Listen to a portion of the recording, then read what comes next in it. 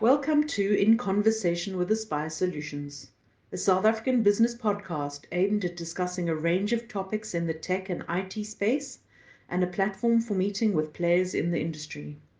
Today's host is Operations Director of Aspire Solutions, Mike Steyn. Okay, so we are back having a developers discussion around how Aspire Solutions does tech better. This is a follow-on from our previous discussion where it was myself, Mike Steyn, as the operations director in Aspire Solutions, was talking to one of our lead developers, Philip Nell. Philip is currently taking a bit of a well-deserved break in the Karoo. And we have the pleasure today of having Kobus Du Plessis, our other lead developer. Hello, Kobus. Hi, Mike. Yeah.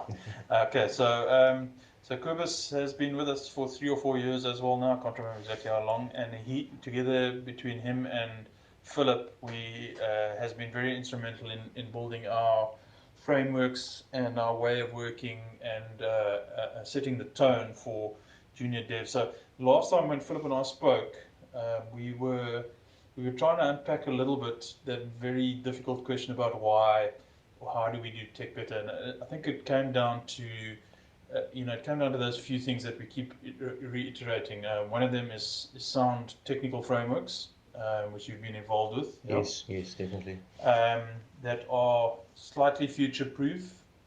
Yeah. Yeah, no, I agree with that. But not too cutting edge in terms of us trying to reinvent the wheel every year. So finding a balance between new tech and all that goes with it. And then on top of that is our way of working, our modus operandi between the actual outcomes that we're looking for from a business perspective, as well as then the translation of that through to specifications and things that software developers can do. So you've come from a corporate environment before you came to Aspire Solutions. It was a large listed IT firm. We won't mention any names here, but can you, just in terms of those key tenants, and this is a little bit of a carry on from the previous conversation, to get your opinion on, of those things, what works, what doesn't work, what is enjoyable, what's not enjoyable, what does tech better in the context of where you were, in the context of where you are now? Yes, Mark. So at the previous company, we mainly did waterfall approach, which is ancient in these days. We used to give the business analyst the opportunity to go out to the client first. They would spend 3 months on a document, and then the developers would have a month or 2 months to go and develop that system before showing the client. So you were given basically a document which had the design in, and down to, in theory, down to the letter, crossing the T's and dotting I's. This is what the client wants. This is what you must build. Exactly. Do you believe that's a good way to build software? Definitely not. Not in today's. Not in today's world. Why? Because if you have to spend 6 months on a project, develop stuff, and then go and show the client, and there was a bit of a miscommunication between the business analyst and the client, then you have to basically redo 50% of your work. Okay. Surely there's never miscommunication between the business analyst and the client. No, you sound like sales. Yeah. So the reality is, and this is something that I think I unpacked with Philip, is that the world moves at such a pace, it's very difficult. And the other thing is, through the experience that we've had, is it's also very difficult to get a client to sit and visualize without showing them any working things. This is what I want so that I can put it in a document to give to a software developer. It is, and we need to understand that clients don't do what we do every day, so they don't see it from our perspective. That's why we need that client involvement all the time to go and show them. And that client involvement you're speaking about is pretty much iterations. So and again, it comes back to our just-in-time philosophy and our iterative agile philosophy, which says, okay, let's get something out quickly, and then we can iterate it. And as long as we're converging onto the right solution, that's great. But we don't need to know everything off the bat to start. We need to know enough for us to be able to do enough development. Yes, no, I agree with that. You also mentioned to me in the past, and maybe you can comment on it a little bit, is that the other problem with that previous method is that if the business analysts take too long to get you the specification, then you as the developers are always under pressure to get the solution out. Exactly. We are always under pressure. We always get the short stick. And it's nights of 36 hours nights, pizza under the door. Yeah, exactly, and that's where the saying comes from. You lock the developer in the room or in Yeah. in the But basement somewhere. it's not a nice way to work, and it's not sustainable, and it's not great. And I think the biggest thing for me is that at the end of the day, the client then also doesn't get what they want or they Yeah. thought they wanted. No, exactly. You need to get the client involved as early as possible. Keep the iterations as short as possible Yeah. for less rework Yeah. and better output. So do you think there's a downside to the way we operate? In all aspects of software development, there will always be an upside and a downside. Yeah. It could be that sometimes we try and anticipate what the client wants before actually talking to the client, and that might cause a bit of Okay, so a bit of rework where rework.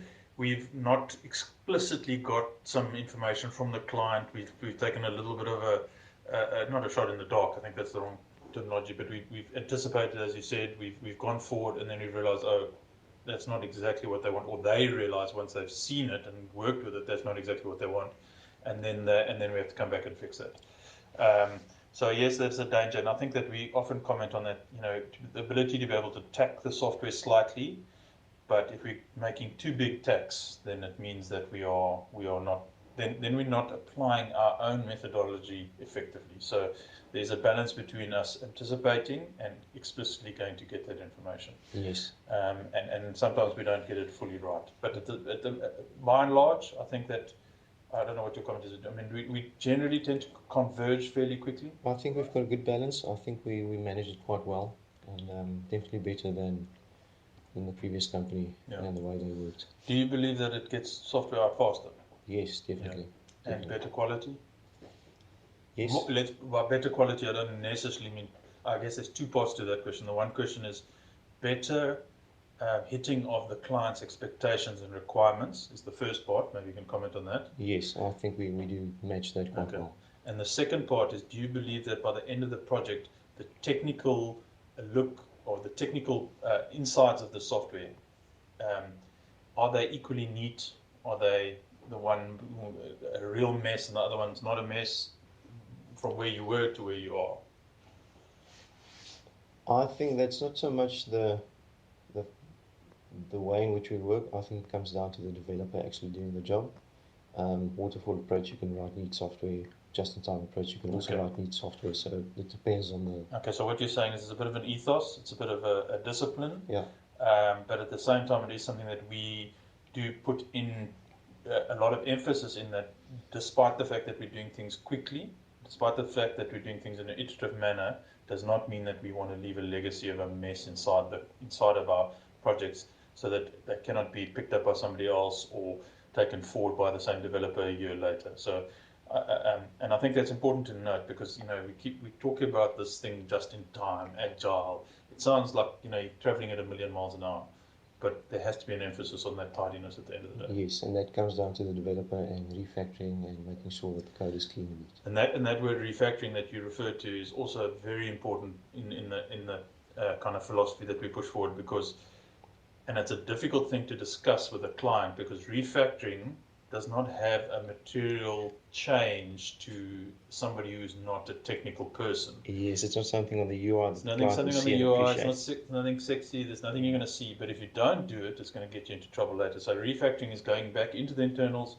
fixing things that needed to be fixed, that you have to do, and it's almost like a pause to make sure that you're cleaning up things so that it's extendable and you can take it forward. And the pushback to say, hang on, we need to do that now is important. Yes, no, it is definitely. Yeah. Good. I think that's probably enough in terms of a little discussion. I think what I'd like to do is the next time, because next time you and Philip will be back together, and the three of us can have a three-way discussion on, I think, the individual items and how we do them.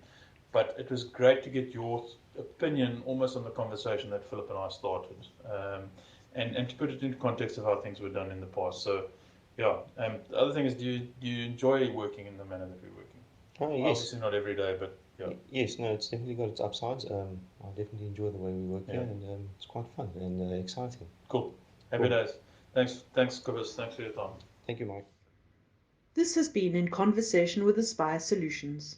To hear more podcasts in the series, please visit our website at www.aspiresolutions.co.za.